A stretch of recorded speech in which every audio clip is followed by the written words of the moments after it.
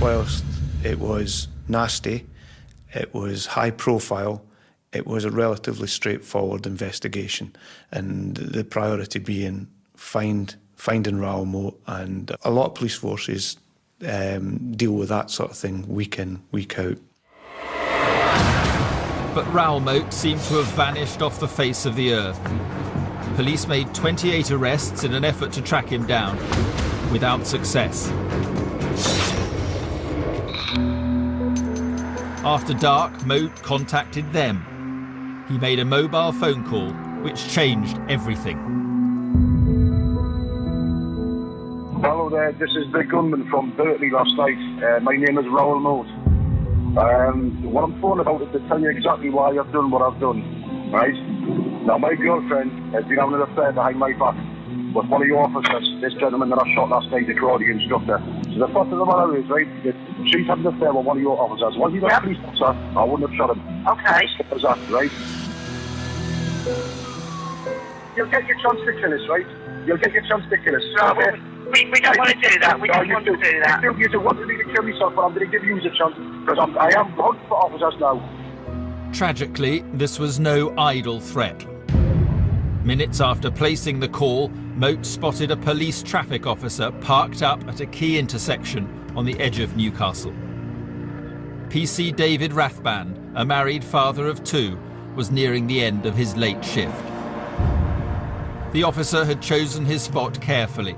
Experience had taught him criminals often use this route to quickly escape the city. But crucially, the police didn't know that Moat was travelling in a mate's black Lexus car. So Raoul Moat had his first police officer in his sights. The black Lexus was caught on the police car's camera, circling the roundabout. I just stared at him, and then the next thing I remember seeing is him just standing by the window, just completely emotion. There was no emotion. He was just as if he'd frozen. And I just remember the big flash from the gun. And it just lit up the whole of my face.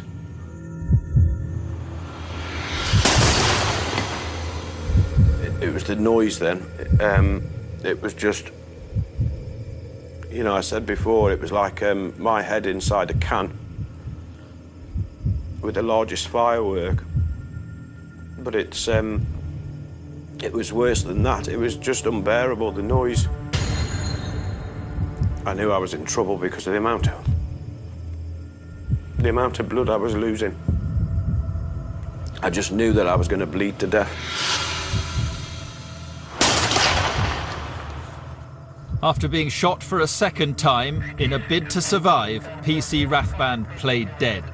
Moat bought the sham and ran back to the black Lexus, believing he'd killed his first officer.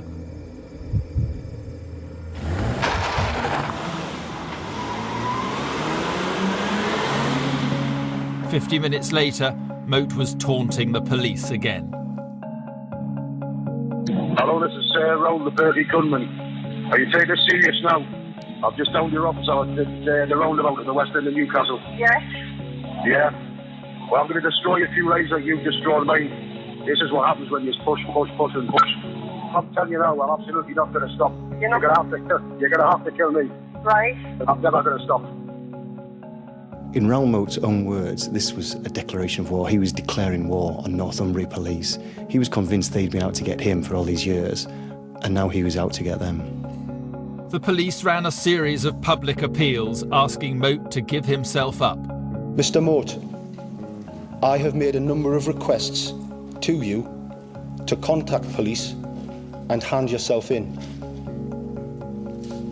That opportunity still exists.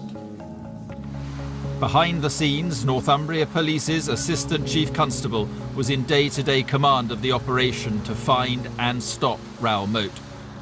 He's clearly angry, he's agitated, but he's not somebody who's lost control of his mind. This was a clear, stated intention, and that intention was to kill Northumbria police officers. PC David Rathband survived, but paid a huge price. He's been left permanently blind. For the force, the attack on one of their officers was incendiary. I took it as a personal attack. I'd never met PC Rathband, but he was one of my colleagues, and I've been in that position before. I've been sitting in my police vehicle on static patrol, watching what's going on round about me, and you think, yeah, that could have been me. During the middle of the following night, Moat visited a friend's house to deliver a 40-page letter confessing to the shootings.